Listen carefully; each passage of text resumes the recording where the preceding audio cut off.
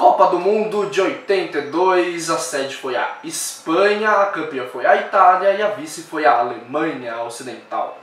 A escolha da sede dessa Copa foi um pouco mais simples, né? A Espanha já queria sediar a Copa desde de 74 e apoiou a Alemanha em 74 em troca de um apoio diplomático 8 anos depois. Então a Alemanha, como principal aliada, ela foi fácil a escolha da sede de 82 e conseguiu o feito de sediar a Copa pela primeira vez. As eliminatórias, elas ocorreram de uma maneira diferente pela primeira vez em uma Copa do Mundo, não foram mais 16 seleções. Eles aumentaram para 24 seleções que iriam disputar o torneio e também mundializaram ele, fazendo com que novas seleções disputassem essa competição. E foi pela primeira vez uma seleção pelo menos de cada continente acabou disputando a Copa do Mundo. Seleções como o Uruguai ficaram de fora, Holanda e Portugal também ficaram fora do torneio, que duas seleções importantes. Mesmo sem mundial. Sim, mesmo sem ter mundial. E acrescentaram 5 seleções que conseguiram disputar pela primeira vez a Copa do Mundo: Argélia, Camarões, Kuwait, Nova Zelândia e Honduras. O mascote da Copa de 82, poucos se lembram, não foi um mascote muito famoso na história das Copas, mas foi muito simpático. Era uma laranja chamada Naranjito. Naranjito, como laranjinha em espanhol, ele estava trajando o uniforme da seleção espanhola com chuteira e uma bola debaixo do braço. Laranja, para quem não sabe, é um dos principais produtos de exportação da Espanha, principalmente da região de Valência e Andaluzia. A campeã foi a Itália, ela foi campeã mundial e com uma campanha fraca na primeira fase. Foram 3 empates em sequência e passou para a segunda fase. Ela empatou com a Polônia em 0-0, com Camarões em 1-1 e com o Peru em 1-1. Como uma seleção com 3 empates passa para a segunda fase? Isso não importa muito, era o regulamento. A segunda fase era um triangular. É bizarro o formato de como era disputada a Copa do Mundo. Nesse triangular tinha, além da Itália, Brasil e Argentina. A Itália venceu a Argentina por 2-1 e, quem diria, a Itália venceu a seleção brasileira por 3-2. A Itália costuma fazer muito isso em Copas, né? Ela começa como quem não quer nada, passa raspando ali, primeiro, segundo lugar no grupo, como quem não quer nada vai chegando, tem camisa, uma defesa sólida, não bobeia lá na frente e sempre belisca. Mas desse ano não teremos Itália. O artilheiro dessa Copa foi o Paulo Rossi, muito conhecido dos brasileiros, o carrasco da seleção brasileira. Interessante que Paulo Rossi foi o artilheiro com 6 gols, e esses 6 gols foram marcados exatamente nos 3 últimos jogos, ou seja, na hora que mais precisou, no momento decisivo, o jogador que decide. O Paulo Rossi fez 3 gols contra o Brasil, pediu música no Fantástico, fez 2 gols contra a Polônia na semi e marcou ainda na finalíssima contra a Alemanha. Batendo nessa tecla de que ele foi o artilheiro da Copa do Mundo, Paulo Rossi, ele também foi, obviamente, o craque, como acontece hoje em dia, que geralmente o campeão da Copa do Mundo, o melhor jogador artilheiro, é geralmente que ganha a bola de ouro, é o melhor do mundo. O Paulo Rossi, ele ganhou a bola de ouro, a bola de prata foi para o Falcão, e o terceiro lugar ficou para o Rummenigge, um jogador um pouco desconhecido da Alemanha Ocidental. E a campanha da seleção brasileira, ela foi fantástica. Na primeira fase bateu a União Soviética 2-1, bateu a Escócia por 4-1 e a Nova Zelândia por 4-0.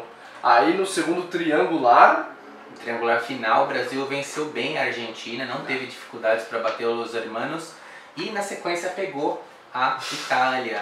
Um jogo que muitos consideravam um jogo para o Brasil passear, como vinha jogando muito bem a seleção do Tele Santana, com um ataque esplêndido, com Falcão, Zico, com gols espetaculares, um time jogando para frente, pegou uma defesa muito sólida da Itália e deu umas bobeadas lá atrás, né?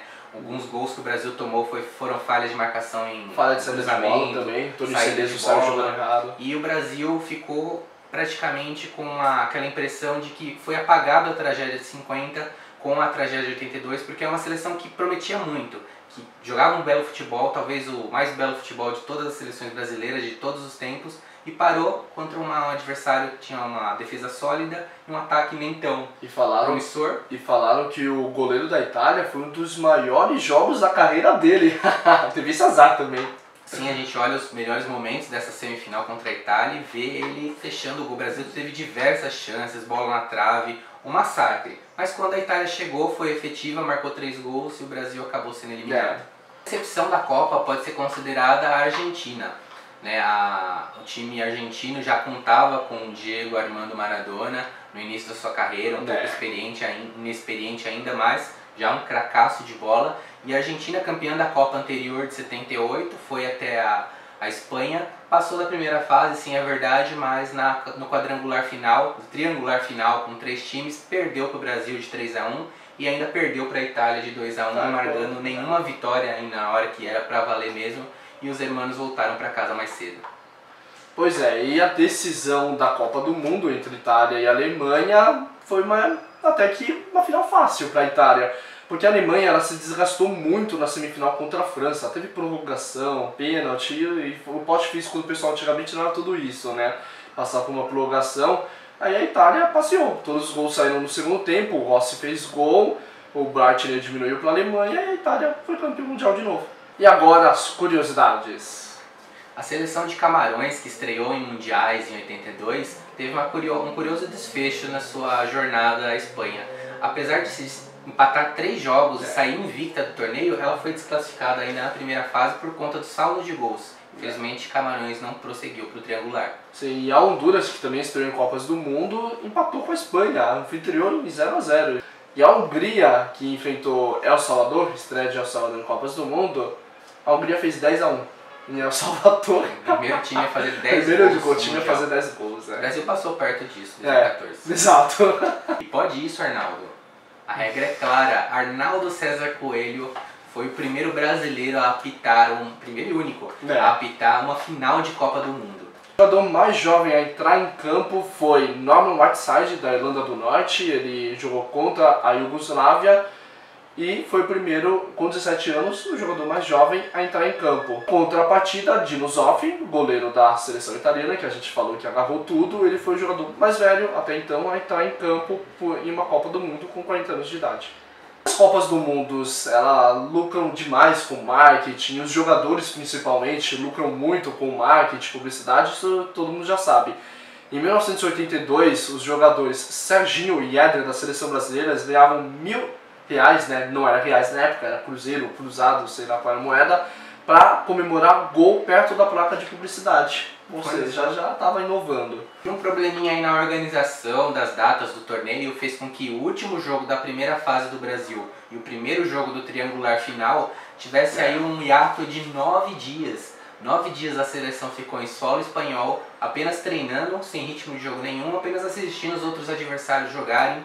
E, enfim, isso atrapalhou de certa forma a seleção canarinha. A seleção italiana, campeã em 82, ela cortou relações durante a Copa do Mundo com a imprensa, porque a imprensa não estava gostando do que estava ocorrendo na primeira fase, 3 empates, e ela começou a divulgar denúncias de que havia casos de homossexualidade nos bastidores da seleção italiana. Isso deixou os jogadores revoltados, cortaram a relação com a imprensa do país. Informação interessante é que durante a Copa tivemos 3 brasileiros técnicos, os treinadores de futebol, trabalhando por 3 seleções diferentes durante a Copa. Claro, o brasileiro da seleção brasileira, Tele Santana. Tivemos também Carlos Alberto da Parreira dirigindo o Kuwait e o Tim dirigindo o Peru. Existia um estádio muito famoso na Itália, chamado Sarriá. Era o estádio do Espanhol, de Barcelona. Esse estádio ele foi onde o Brasil disputou o jogo contra a Itália e foi eliminado. Tanto que o pessoal fala que é a tragédia de Sarriá.